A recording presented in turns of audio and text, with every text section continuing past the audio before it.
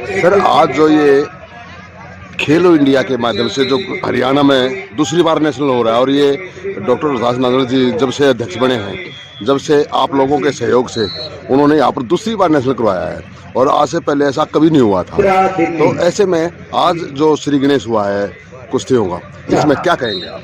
देखिए, दो नहीं 3 हो चुके हैं ये हरियाणा में। 3 हो चुके हैं। एक तो फेडरेशन कप का हो रहा है, फिर एक ओपन रैंकिंग बहादुरगढ़ में भी हुई, जी जी। वो भी इन्हीं के ही मार्गदर्शन में हुई थी, और अब ये तीसरा ये है। तो ये आप अपने माननीय सांसद जी ने कहा था कि साल नहीं सिर्फ 5 महीने में 3 कंपटीशन करा देंगे। और इससे पहले 2010 में एक जूनियर नेशनल चैंपियनशिप हुई थी, उसके बाद कोई कंपटीशन यहाँ पे नहीं हुआ हरियाणा में।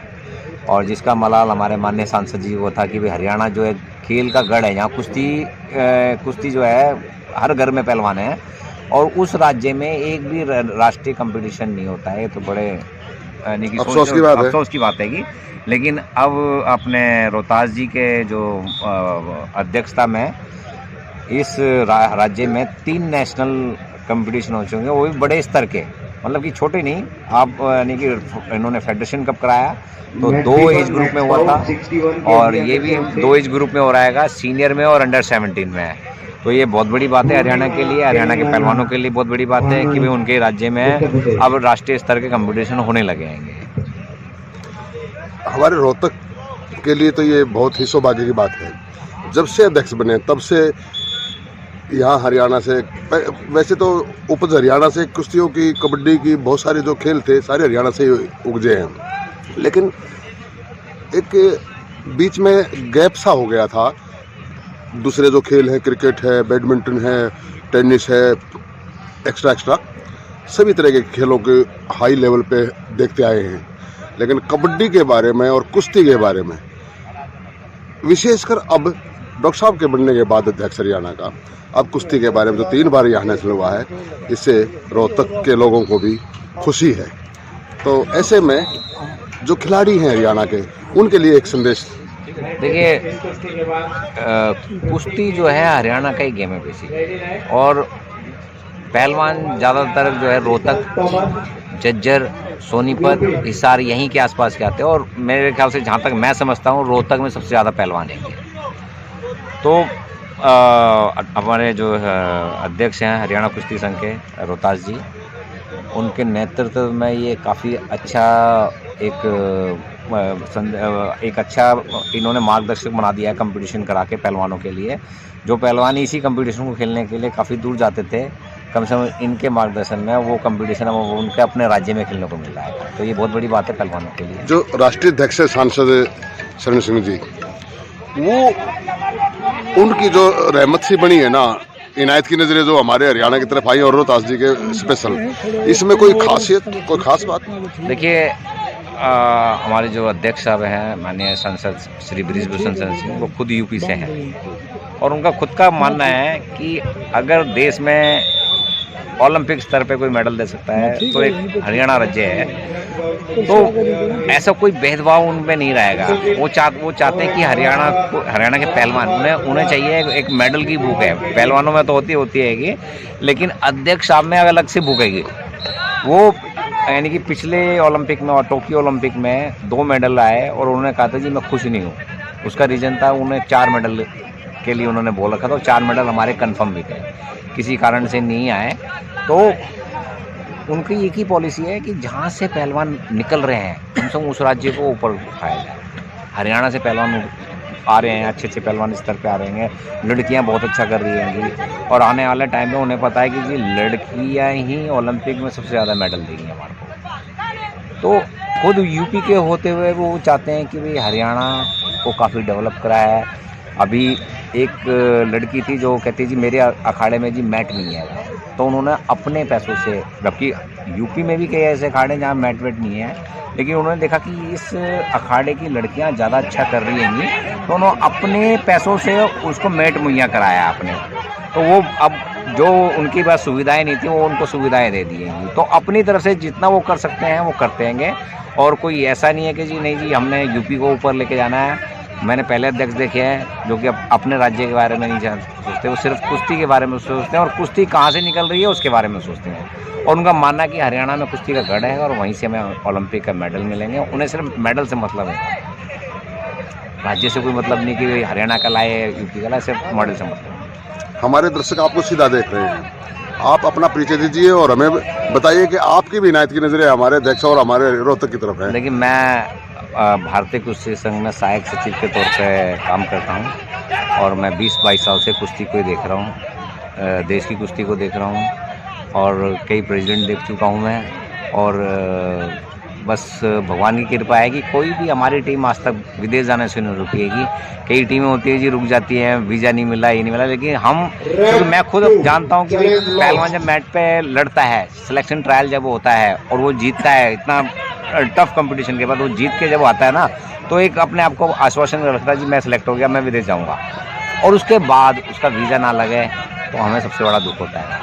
तो हमारी पहली कोशिश होती है कि कोई ऐसा पहलवान ना रुके कि भाई उसको वीज़ा के लिए या कोई एडमिनिस्ट्रेटिव प्रॉब्लम की वजह से वो रुका हो। भारत के लोग जानना चाहते हैं उजाला आज तक के माध्यम से, आपका शुभ नाम क्या है? मेरा विनोद तोमर है। उजाला आज तक के साथ ओम प्रकाश नांदल जी बैठे हैं। नांदल खाप से हमारे को हरियाणा का पहली बार अध्यक्ष मिला है, उनके बाद जब से बीच रेसलिंग हरियाणा में तीसरी बार नेशनल, कैसा लगता है सर? भाई हमारे पास तो कोई शब्द नहीं है अपनी खुशी व्यक्त करने के लिए। जो माननीय जो ऑल इंडिया रेसलिंग फेडरेशन के जो प्रेसिडेंट हैं और जो उनकी टीम है, तोमर साहब वगैरह हैं, इन्होंने हमारे छोटे भाई रोहतास पर जो विश्वास इन्होंने व्यक्त किया है, तो हमें उम्मीद है कि हमारा भाई इनकी उम्मीदों पर खरे उतरेंगे। और हमें बहुत ये गर्व की बात है कि ये हमारे नांदल खाप के हमारे गांव में जो हमारी जन्म स्थली है, वहाँ पर इन्होंने यहाँ पर ये ऑर्गेनाइज करने की फेडरेशन ने इजाज़त दी है।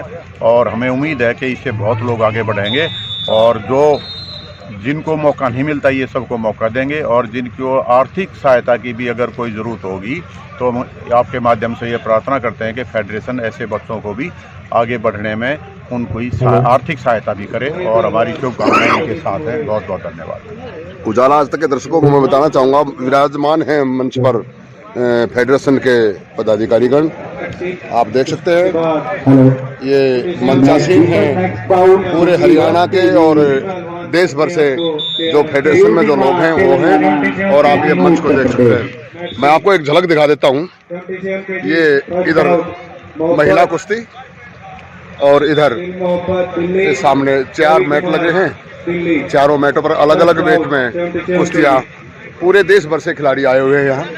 और ये हरियाणा के रोहतक में नांदल भवन की भाग्यशाली और कुश्ती के लिए ही नहीं सभी खेलों के लिए हरियाणा सबसे आगे। और हम जानना चाहेंगे आज के जो हरियाणा के अध्यक्ष हैं रोहतास नांदल जी, जिनके माध्यम से जिनके नेतृत्व में एक हो रहा है, उनको आज कैसा लग रहा है?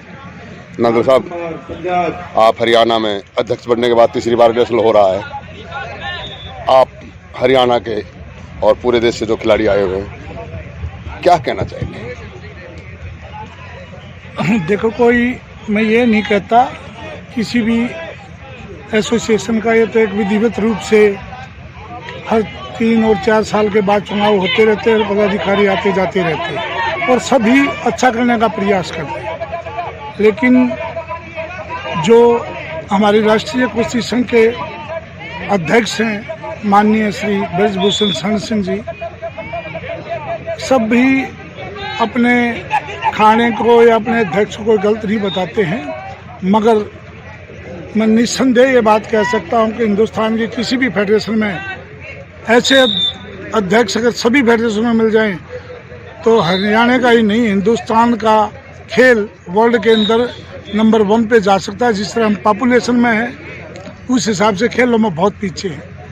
तो जो अच्छी सोच और अच्छी विजन के अध्यक्ष हैं वो बहुत कम एसोसिएशनों को, बहुत कम फेडरेशनों के पास हैं। और मेरा ये मानना है कि एक मसीहा के रूप में हमें मिले हैं और हम सभी राज्यों ने मिलकर इस कुश्ती को उनके बनाए हुए निर्देश पे जो उन्होंने अनुशासन दिखाया है, जो एक पारदर्शिता लाई है गेम के अंदर, वो सराहनीय ही नहीं और एक तरह से इतिहास में लिखी जाने वाली बात है।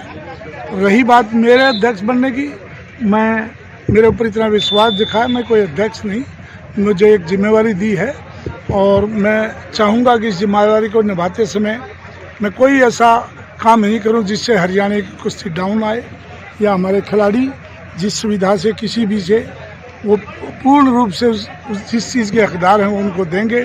चाहे वो मैंने आते ही छोटी मोटी जो चीज़ें थे हमने करी भी हैं हरियाणा में, चाहे एंट्री फीस है। हरियाणा की टीम पहले मैं किसी एसोसिएशन के बारे में नहीं कहता, लेकिन हमने 4 नेशनल में पार्टिसिपेट किया है, अंडर 23 और फेडरेशन कप, और अभी विशाखापट्टनम में जो सीनियर वर्ल्ड था। हरियाणा की टीम बगैर किट के अब तक पार्टिसिपेट नहीं कर रही है। ये खुद खिलाड़ी भी बोलते हैं कि हमारे साथ ऐसा, और सबके लिए हम टिकट करवाते हैं एसोसिएशन की ओर से।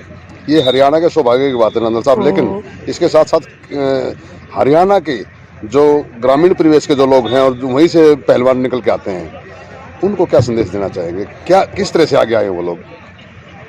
उनके आगे आने के तो देखो, हमारा सभी खाड़ा संचालकों से और कोचों से अनुरोध है, एक तो उनको ड्रग से बचाएं, क्योंकि ड्रग आप 1 मिनट के लिए तो एक कुश्ती जीत सकते हो, लेकिन आप उसके एडिक्ट हो जाओगे और आपका भविष्य आज नहीं तो कल खराब होना ही होना है। दूसरा, आप किसी दूसरे का हक भी छीनते हो, क्योंकि आप वो 2 मिनट के लिए पावर लेने के लिए किसी ठीक खिलाड़ी का जो एक सच्ची भावना से गेम खेल रहा है उसका भी भविष्य खराब करते हैं। तो ये प्रोसेस ना तो खिलाड़ी ने करना चाहिए, ना कोचों ने करना चाहिए, ना खड़ा संचालकों ने करना चाहिए।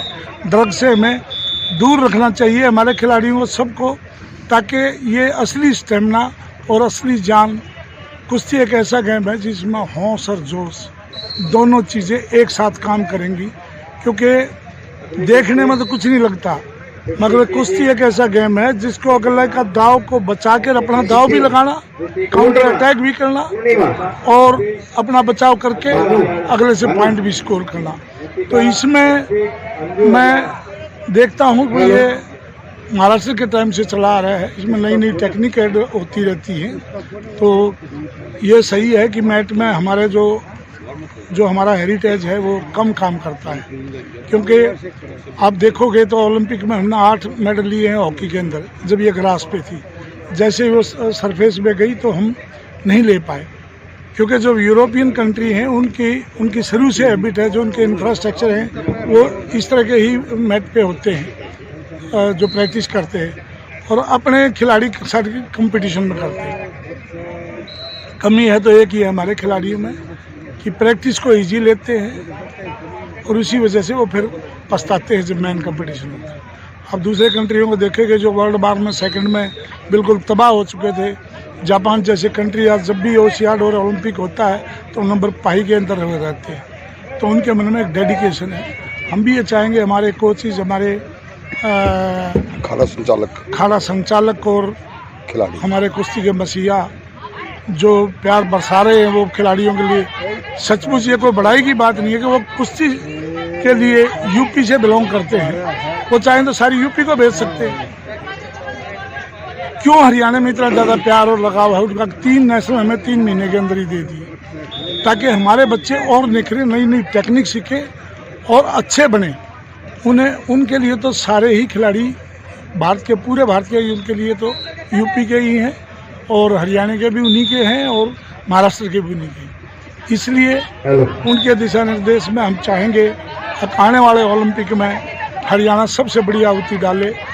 उनका जो मिशन है मिशन गोल्ड इन ओलंपिक, उसमें हरियाणा के खिलाड़ी जरूर अपना प्रदर्शन दिखा कर देश का झंडा फहराएं, और हमें जैसे जैसे वो जिम्मेदारी देंगे हम अच्छे से अच्छा प्रयास करेंगे बच्चों को सुविधा देने की और उनके लिए अच्छे कंपटीशन उनके सामने रखने की। वैसे भी कुश्ती को आप आज से 10 साल पहले भी मैं कुश्ती में जुड़ा हुआ था, 20 साल पहले भी, जब खाली 3 नेशनल होते थे, फिर चौथा फेडरेशन का पार्ट, और आज अगर देखना चाहें तो महीने में 2 कंपटीशन होते हैं जो नेशनल लेवल के वेयरिंग फेस में, और उनके प्रयास से अंडर 23 जिसका नाम निशान भी नहीं था उसकी आज वर्ल्ड चैंपियनशिप होती है। तो हमारे बच्चों को इतने कंपटीशन मिल रहे हैं, इतनी नई नई टेक्निक सीखने को मिल रहा है तो सिर्फ एक ही चीज़ की डिमांड है कि डेडिकेशन कम नहीं होना चाहिए हमारे खिलाड़ी। अगर उनकी सोच और चरित्र सही है तो निस्संदेह वो सेकंड पे जाने में कोई नहीं रोकेगा। हमारे प्रधान जी का आशीर्वाद है सब बच्चों पे और हम अच्छा काम करेंगे एज ए टीम भी और अच्छे प्लेयर भी। आप देख रहे हैं उजाला आज तक। यहाँ रोहतास नंदन जी अपने पूरे जोश के साथ, होश के साथ डेडिकेशन को महत्व दे रहे हैं और एम है उनका गोल्ड इन एशिया। जो ओलंपिक गेम हैं उनमें गोल्ड लेने का एक विशेष एम है और वो हमेशा इसी तरह से लगातार लगे रहेंगे। देखते रहिए उजाला आज तक।